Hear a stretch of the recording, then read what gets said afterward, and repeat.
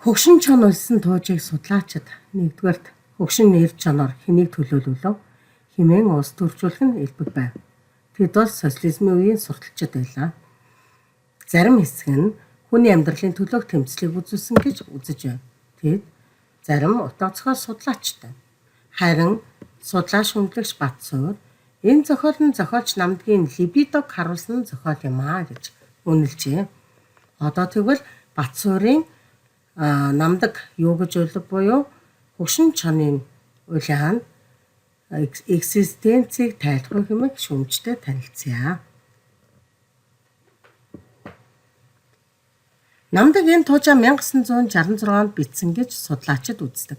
Тухайн үедээ үзэл суртал таарахгүй том дарга нарыг 70 битүүгээр доромжилсан байж мэдэх сэжиг бүхий зохиол гэж үзэж байсан тул 20 гаруй жил хэвлэгдэлгүй байсаар ардчилсан хувьсгалын үеэр сая нэгэн нийтийн хүртэл болсон домогт зохиол юм аа. За хүүхдүүд зохиолын бичсэн түүхийг дэвтэртээ гүйцээж чирээ. Бичсэн он нь хэвлэгдсэн он.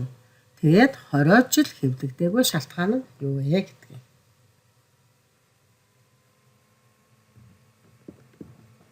Зохиолч Донорын намдаг хар бага наснаас гадаадад боловсрал эзэмшиж бүхий л амьдралаа Монголын орчин үеийн уран зохиол театрын урлагийн хөгжилд зориулжээ. Амьдралын зам мөрийг нь ерөнхийд нь хоёр хувааж үзэж болдог. Нэгдүгээрт нь түүний уран бүтээлийн замналын үе, хоёр дахь нь хэлмэгдүүлэлтэд өртөж хоригдож явсан үе. Анх 21 наснда баривчлагдаж шоронд орж байсан бол 70 наснда номоо хэвлүүлэх эрхээ хасууж бүхий л насаараа хэлмэгдэж, хохирж, буруушаагдаж явсан түүхтэй юм байна. Хэдийгээр түүнийг цаасан дээр цагаатгсан боловч бичих туурах эрхийг нь хасаж хянаж байсанд зохиолч ямар их бодож, ямар их гомдоо бол. Зохиолын гол хэсэгтээ танилцъя. Зохиолын гол хэсэг нь нэгдүгээр туужийн гол үйл явдлын хураангуй болон дүрийн танилцуулгуудаас бүрддэг. Хоёр дахь нь хөгшин чон улсын тууж хэвлэгдэхгүй байсан шалтгааны тухай өгүүлнэ. Харин гурав дахь нь туужийн мөн чанар, даалд утга санааны онцлогийн тухай гардаг. Туужийн гол үйл явдлын хураангуй. Асуулт. Өмнөх хичээл дээрээ бид бие даан судлахаар хөгшин чонын улс нь туужийг уншсан байна. Тэгвэл чонын тухай зохиол яагаад зохиолчийг барьж хоригдоход хүргэсэн юм болоо? Таамаглалт дэвшүүлж ярилцаарай. Туужид улаан харихны хүү хэмээх чонын эдэр залуугийн явдлаас өтөл насны сүүлчийн амьдралыг хүртэлх хураан өгүүлсэн зохиол юм. Түүний туужийн гол үйл явдал нэгэн жилийн ороо отооны цаг ба тэнд нэгэн өлөгчин хөөсөн олон чонын дотор гол баатраа тавьж харуулсан сонирхолтой логик тоо зохиомжтой ажээ. Гол дөрүүдэд нь дулаан хайрхны хүү хэмээх азарган чон, олон чонын дотроос эзэрхэн иргэшэн авсан өлөгчин буюу гичээ чон, айлын хотны эр охин хоёр нохой, анчин цэрэн чимэд, түүний найз гончиг гэх мэт туслах дөрүүд гардаг. Асуулт. Зохиолд зөвхөн чонын тухай өгүүлээгүй. Яагаад хүмүүсийн дүрийг бас давхар оруулж ирэх болов? Таамаглал дэвшүүлж ярилцаарай.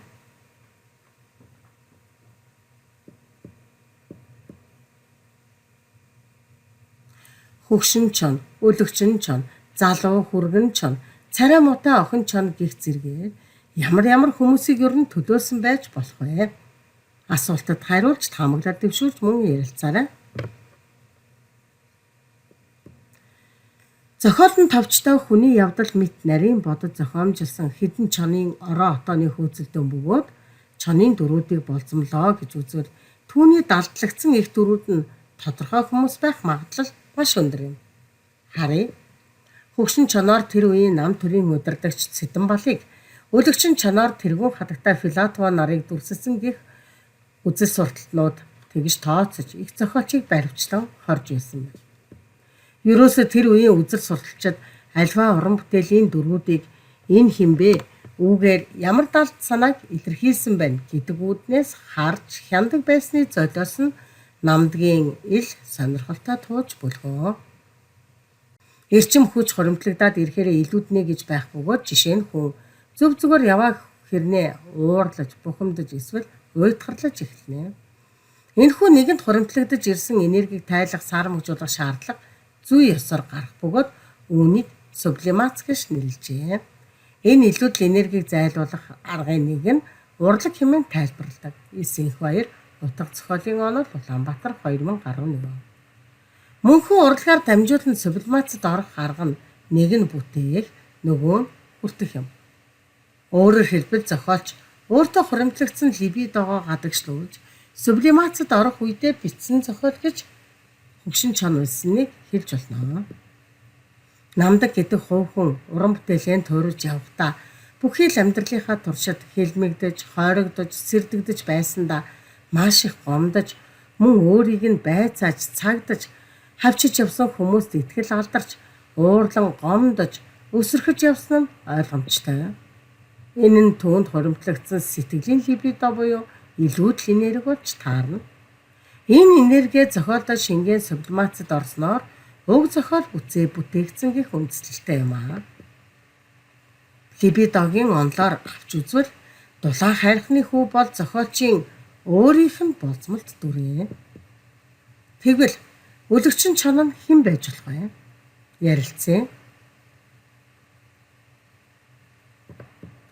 Магадгүй үлэгчин чоноор зохиолч урсан өнгөрөх амьдралыг эсвэл урлагийг ч төлөөлүүлсэн байх магадлалтай. Яагаад вэ гэж юу? Яагаад үлэгчин чон тэгвэл амьдрал урлагийн төлөөлөл болж байна.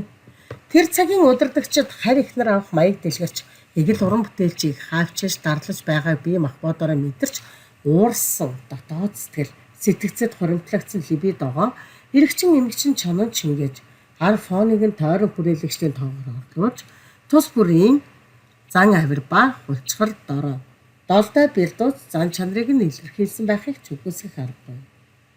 Магадгүй урсан өнгөрөх цаг хугацаа хийгээд амьдрал мөн урлагийн хөгжил солигдол нь ямар нэгэн шин сайхан юмны хойноос давхиж яваа чанас мэт урсан өнгөрдөг ба түүний төлөө хүмүүс өөр хоорондоо тэмцэлдэн эрэгчин эмэгчнээ үзэлцэн дээр дороорон өрсөлдөж байдаг.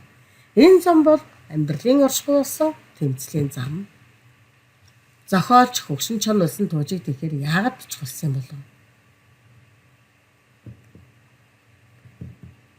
Өөрийнх нь хамгийн дуртай амьдралынх нь утга учир болсон ажлыг хийлгэхгүй бүх насаар нь илдэвлэж, хойрж, цагдаж асан тэр үеийн эргэтэн даргатныг зохиолж үүнээс илүүгээр хараан зүхэх тийм зам намтар түүхийг туулсан үний юм. Ийм зүйл мах цусны төрсөн ямар ч хүн өшрөгчл таарна. Намдаг тэр өшрөхөл хорслын гомдлоо ийм сөрөг либидогоо хожим хөгшин чон улсын зохиолдоо илэрхийлсэн байж болох юм аа.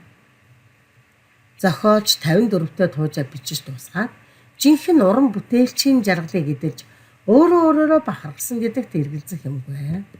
Шүүмжийн төгсгөл хэсгээр оръё. Тэгэхээр төгсгөл хэсэгт нь зохиолчдыг хэлмэгдүүлж байсан баримтуудын тухай болон энэ зохиолын шүүмжийн үндсэн дүгнэлтийг бичсэн байна. Харъя. Хувьсгалын ихэнх үед олонх зохиолчдыг цаазалж, хороож, хохироож байсан ба уран зохиол үнэн бодит түүх байдагтай холбоотой байжээ.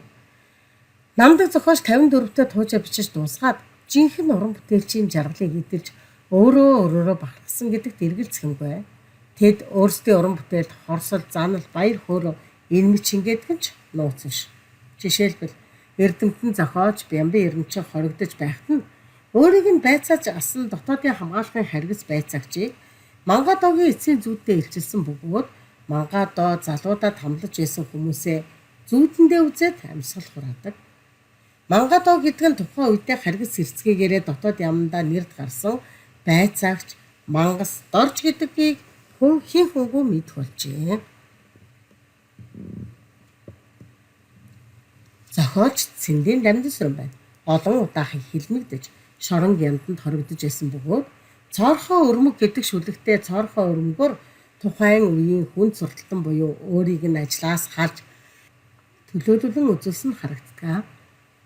Зохиолч өөрөө хэнийг хэлснээ мэдэх тул битүүхэндээ цаад хүнээ хэрхэн чадаж байгаадаа баярлан дотроо бахан хангас суусан эргэлзээгүй юм аа. Ингэж дотроо сублимацид орох нь үнэндээ онгодын өдөөгч хүч уран болдог зүй тогтлыг харин марксист онолд хүлээн зөвшөөрдөггүй жээ. Зохиолч намдгийн хөгшин чон улсын зохиол нь зохиолчийн өөрийнх нь дотоод эрчим хүч буюу либидо гэж дүгнэж болохоор юм. Энэ утгаараа намдаг энэ тууждаа өөрийгөө болон тухайн цаг үеийн албан тушаалтнуудын дүр төрхийг чончлон бичсэн үннийг хэлж гомдлоо тайлах, хариугаа авах хүслийнхээ либидод хөтлөгдсөн сэтгэлийн бахаа хангасан зохиол гэж болохоор байна. Намдгийн хөгшин чон улсын туужийг хоёр талаас нь херменевтик үүднээс харж санал нэмэрлэх орлого хийлээ. Г. Батцуур